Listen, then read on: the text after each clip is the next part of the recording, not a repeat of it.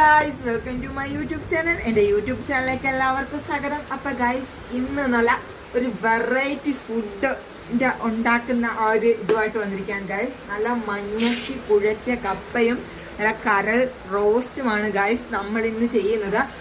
നമുക്ക് കരളൊക്കെ കിട്ടിയിട്ടുണ്ടായിരുന്നു. അപ്പം നമ്മൾ വിചാരിച്ച് എല്ലാവരും കൂടെ കൂടിയിട്ട് കരൾ റോസ്റ്റും നമുക്ക് ഈ മഴയത്ത്, അതായത് മഴ ചാറുകയാണ് ഗൈസ്. നിങ്ങൾ നോക്കൂ, മഴ ചാറുന്ന നോക്കൂ ഗൈസ്.